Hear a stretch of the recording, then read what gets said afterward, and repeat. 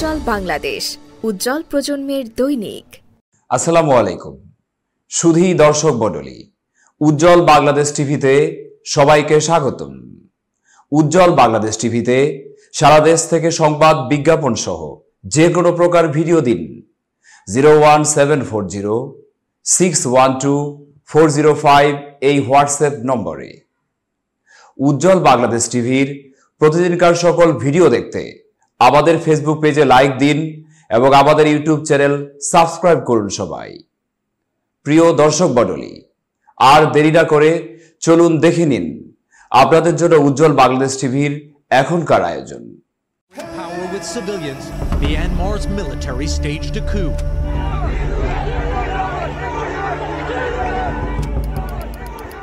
2021 সালের 1 ফেব্রুয়ারি আগের বছরের সাধারণ নির্বাচনে অং সান সুচির National League for Democracy NLD সেনা সমর্থিত দলকে বিপুল ভোটে পরাজিত করার পর ওই দিনই প্রথম পার্লামেন্টে অধিবেশন বসার কথা ছিল। কিন্তু এর আগেই সকালে সেনাপ্রধান মিং অং লাইংয়ের নেতৃত্বে সংঘটিত হয় একটি সেনা অভ্যুত্থান। অং সান সুচি সহ অন্যান্যদের গ্রেপ্তার করে তাতমাদাও নামে পরিচিত দেশটির সামরিক বাহিনী। জারি করা হয় জরুরি অবস্থা। ফের মিয়ানমারের ক্ষমতা চলে যায় সামরিক জান্তা সরকারের হাতে। মজার বিষয় হচ্ছে, এ নিয়ে 4 বার সেনা অভ্যুত্থান ঘটল দেশটিতে। 1948 সালের স্বাধীনতার পর থেকে 76 বছরের ইতিহাসে ডিক্রি জারির মাধ্যমে মিয়ানমারকে দীর্ঘ 40 বছর শাসন করেছে দেশটির সামরিক বাহিনী।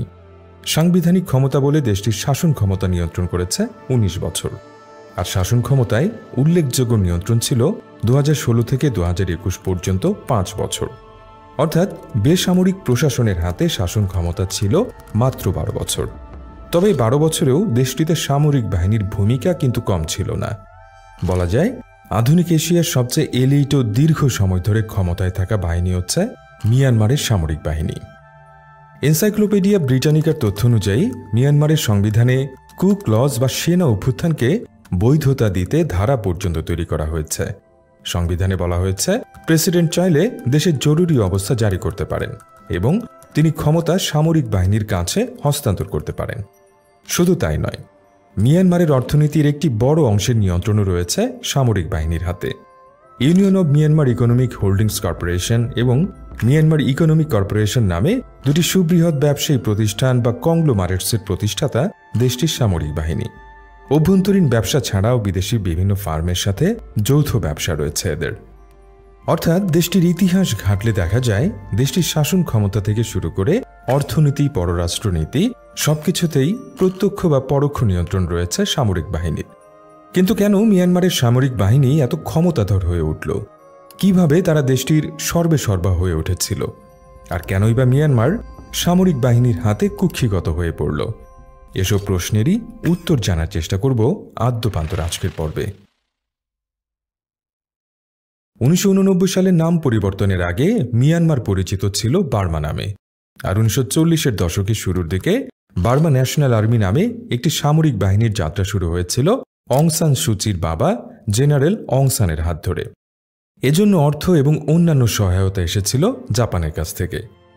স্বাধীনতার মাত্র 6 মাস আগে 1947 সালের জুলাইয়ে হত্যাকাণ্ডের শিকার হন জেনারেল অং সান। তিনি একদিকে যেমন মিয়ানমারের ফাদার অব দ্য নেশন, তেমনি তাতমাদাও নামে পরিচিত দেশটির সামরিক বাহিনীর জনকও বলা হয় তাকে।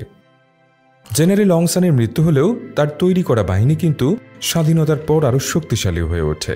পরবর্তী বছরগুলোতে ব্যাপক জনসমর্থনও পায় তারা। কারণ সর্বসাধারণের মনে এই বিশ্বাস গেঁথে গিয়েছিল যে ঔপনিবেশিক শাসনের শৃঙ্খল থেকে মিয়ানমারের মুক্তিদাতা হচ্ছে তাতমাদাও অর্থাৎ সামরিক বাহিনী। স্বাধীনতার পর থেকে বার্মার জনগণ সেনাবাহিনীকে দেখতে শুরু করে শ্রদ্ধার চোখে। তাদের সম্মান করা হতো দেশের রক্ষাকারী হিসেবে, যে কারণে স্বাধীনতার পর সামরিক বাহিনীতে কাজ করা হয়ে উঠেছিল হাজারো তরুণের স্বপ্ন। এদিকে হিসেব করলে দেখা যায়, মিয়ানমার রাষ্ট্রের তুলনায় সামরিক বাহিনীর বয়সই বেশি। আবার সামরিক বাহিনীর জন্মই হয়েছিল দেশ স্বাধীন করার মতো একটি রাজনৈতিক উদ্দেশ্যকে সামনে রেখে। ফলে স্বাধীনতার পরও যে দেশটির রাজনীতিতে সামরিক বাহিনীর উল্লেখযোগ্য ভূমিকা থাকবে সেটাই স্বাভাবিক, যে কারণে 1948 সালের স্বাধীনতার পর থেকেই রাজনীতির কেন্দ্রবিন্দুতে থাকার জন্য উঠে পড়ে লাগে মিয়ানমারের সামরিক বাহিনী। বিশেষ করে স্বাধীনতার পরপরই মিয়ানমারে কমিউনিস্ট এবং জাতিগত সহিংসতা দমন করে দেশকে ঐক্যবদ্ধ রাখাই ছিল সামরিক বাহিনীর মূল দায়িত্ব। আর এসব করতে গিয়ে জনসাধারণের মনে প্যারানোয়া সিকিউরিটি কমপ্লেক্স বা নিরাপত্তা নিয়ে এক ধরনের ভ্রান্ত ভয় তৈরির কৌশল কাজে লাগিয়েছিল তারা, এমনই মনে করেন বিশ্লেষকরা। যে কারণে দেশের নিরাপত্তা সবসময় সবার আগে, এমন ভয় ঢুকিয়ে দিয়ে নিজেদের অপরিহার্য করে তুলতে চাইছিল তারা। মূলত অভ্যন্তরীণ ও বাহ্যিক আক্রমণ থেকে দেশটিকে রক্ষা করার অজুহাতে মিয়ানমারে সামরিক শাসনের বৈধতা আদায়ই ছিল তাদের লক্ষ্য। দেশটির অভ্যন্তরীণ শত্রু হিসেবে মনে করা হতো চীনের কমিউনিস্ট পার্টি সমর্থিত বার্মা কমিউনিস্ট পার্টিকে। আবার যুক্তরাষ্ট্রের আক্রমণের শঙ্কা এবং তা ঠেকানোর জন্য নাগরিকদের আধা সামরিক প্রশিক্ষণ দেওয়াও ছিল এই প্যারানোয়ারই অংশ। যাই হোক, মিয়ানমারের সামরিক বাহিনীর এই কৌশল যে বেশ কাজে দিয়েছিল তার প্রমাণ পাওয়া যায় স্বাধীনতার পরপরই।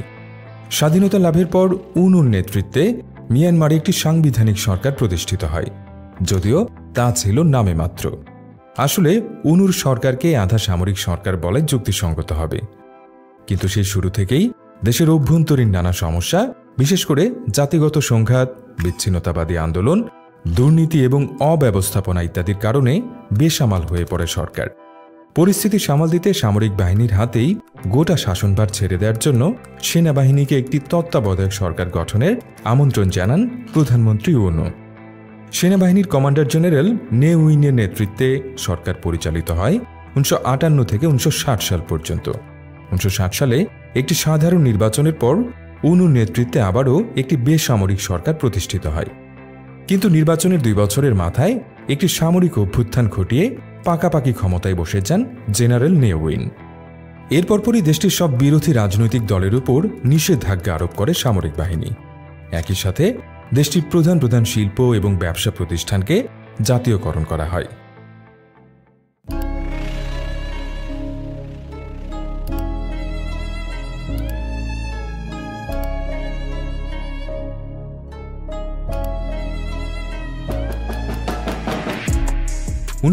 সালে ক্ষমতা নেয়ার পর থেকে টানা 2011 সাল পর্যন্ত শক্ত হাতে সরাসরি দেশ শাসন করেছে মিয়ানমারের সেনাবাহিনী। আন্তর্জাতিক ভাবমূর্তি নিয়ে কখনোই চিন্তিত ছিল না দেশটির সামরিক জান্তারা। তাদের একটাই লক্ষ্য ছিল মিয়ানমারের ভেতরে যাতে কোনো রাজনৈতিক শক্তি গড়ে উঠতে না পারে, কারণ জান্তা সরকারের আশঙ্কা ছিল রাজনীতি শক্তিশালী হলে সামরিক বাহিনীর প্রভাব কমে যাবে। যে কারণে সামরিক জান্তা বিরোধী যে কোনো আচরণকেই শক্ত হাতে দমন করার নীতি বেছে নিয়েছিল তারা। কিন্তু দীর্ঘ সময় ধরে সামরিক জান্তা সরকারের কঠোর শাসনের জাতাকলে পিষ্ট সাধারণ মানুষ একসময় প্রতিবাদে রাস্তায় নেমে আসে। সরকারের অর্থনৈতিক অব্যবস্থাপনার বিরুদ্ধে এবং গণতান্ত্রিক সংস্কারের দাবিতে দেশজুড়ে বিক্ষোভ শুরু হয়েছিল 1988 সালে। নেতৃত্ব দিয়েছিল শিক্ষার্থীরা। প্রায় 5000 বিক্ষোভকারীকে হত্যা করে বিক্ষোভ দমনের চেষ্টা করেছিল সামরিক বাহিনী। তবে ঘটনার পর যেমন জনসমর্থন হারায় তারা, তেমনি একই বছরের সেপ্টেম্বরে জেনারেল স মংয়ের নেতৃত্বে ঘটে দেশটির তৃতীয় সেনা অভ্যুত্থান, যার ফলে আবারও সেই সামরিক শাসনের জালেই আটকে যেতে হয় মিয়ানমারের জনসাধারণকে। এরপর state law and order restoration council SLORC নামে একটি জান্তা সরকার গঠন করেন জেনারেল স মং। বহু দলের অংশগ্রহণে একটি নির্বাচনের প্রতিশ্রুতিও দেন তিনি। ওই সময় ন্যাশনাল লীগ ফর ডেমোক্রেসি NLDর সেক্রেটারি নির্বাচিত হন অং সান সু চি। 1990 সালের মে মাসে অনুষ্ঠিতব্য নির্বাচনকে সামনে রেখে অং সান সু চির NLD ব্যাপক জনসমর্থন পেয়েছিল, যা আবার মাথা ব্যথার কারণ হয়ে উঠেছিল জান্তা সরকারের। যে কারণে সামরিক বাহিনী বিরোধী বক্তব্য দেওয়ার অভিযোগে অং সান সু চিকে গৃহবন্দী করা হয় 1989 সালে, আর প্রায় 16 বছর গৃহবন্দী হয়েই থাকতে হয় তাকে। যদিও 1990 সালের নির্বাচনে NLD ব্যাপক ভোটে পার্লামেন্টের 82% আসনে জয় পায়, তবে তাদের হাতে ক্ষমতা হস্তান্তর করেনি সামরিক জেনারেলরা। নির্বাচনকে বাতিল করে শুধু জান্তারাই বৈধ ক্ষমতার অধিকারী এমন ডিক্রি জারি করা হয়। এমনকি তারাই জনগণের নির্বাচিত প্রতিনিধি এবং তারাই দেশের ভবিষ্যৎ সংবিধান প্রণয়ন করবে এমন ক্ষমতাও দেয়া হয় সামরিক বাহিনীকে। 1990-এর এই নির্বাচন প্রহসনের পর কঠোর আন্তর্জাতিক নিষেধাজ্ঞা দেওয়া হয়েছিল। পরে 2000-এর দশকেও দেয়া হয় আরেক দফা নিষেধাজ্ঞা। এদিকে বিক্ষোভ এবং আন্তর্জাতিক চাপের মুখে শেষ পর্যন্ত একটি সংবিধান প্রণয়ন করা হয় 2008 সালে। তবে সংবিধানে এমন ব্যবস্থা করা হয় যাতে ক্ষমতা সামরিক বাহিনীর হাতেই থাকে। যেমন পার্লামেন্টে সামরিক বাহিনীর জন্য 25% আসন বরাদ্দের মাধ্যমে সামরিক বাহিনীকে ভেটো দেওয়ার ক্ষমতা দেওয়া হয়, যার ফলে সামরিক বাহিনীর অনুমোদন ছাড়া সংবিধানে কোনো পরিবর্তন আনার পথ বন্ধ হয়ে যায়। একই সাথে স্বরাষ্ট্র মন্ত্রণালয়, প্রতিরক্ষা মন্ত্রণালয় এবং সীমান্ত বিষয়ক মন্ত্রণালয়ের মতো রাষ্ট্রের গুরুত্বপূর্ণ 3টি মন্ত্রণালয় রাখা হয় সেনাবাহিনীর হাতে। এছাড়া 3 জনের মধ্যে একজন ভাইস প্রেসিডেন্ট সামরিক বাহিনীর হওয়া বাধ্যতামূলক করা এবং জাতীয় প্রতিরক্ষা ও নিরাপত্তা কাউন্সিলে সামরিক বাহিনীর সদস্যদের সংখ্যাগরিষ্ঠতা নিশ্চিত করার ব্যবস্থা করা হয়। এমনকি সামরিক বাহিনী থেকে সদ্য অবসরে যাওয়া কর্মকর্তাদের তাদের পদ অনুযায়ী বেসামরিক প্রশাসনে গুরুত্বপূর্ণ পদে নিয়োগ দেওয়ার পূর্বের বিধান তো ছিলই। সাধারণত জেনারেল পদে থাকা সামরিক কর্মকর্তাদের মন্ত্রী পদে নিয়োগ দেওয়া হতো, আর এই ব্যবস্থা বহাল আছে এখনও। 2015 সাল থেকে 5 বছরের জন্য অং সান সুচির এনএলডির নেতৃত্বে একটি বেসামরিক সরকার গঠিত হলেও সেনাবাহিনীর প্রভাব থেকে সেই সরকার বা রাষ্ট্রীয় কাঠামো কখনোই বের হয়ে আসতে পারেনি। যাই হোক, মিয়ানমারের সামরিক বাহিনীর ক্ষমতা বাড়ার সাথে সাথে বেড়েছে এর পরিসরও। যেখানে 1958 সালে সামরিক বাহিনীর সদস্য ছিল 1,10,000, 1988 সালে এই সংখ্যা ছিল 2 লাখ এবং পরের 10 বছরে অর্থাৎ 1999 সালে এই সংখ্যা দ্বিগুণ বেড়ে দাঁড়ায় 4 লাখে। এছাড়া আরও 80,000 পুলিশ সদস্য ছিল সামরিক বাহিনীর অধীনে। এদিকে 2014 সালে মিয়ানমারের প্রতিরক্ষা বাজেট ছিল $2.4 বিলিয়ন মার্কিন ডলার, বা সরকারের মোট ব্যয়ের 14%। 2013 সালে এটি ছিল দেশটির মোট দেশজ উৎপাদনের 4.5%, যা দক্ষিণ পূর্ব এশিয়ার দেশগুলোর মধ্যে সর্বোচ্চ।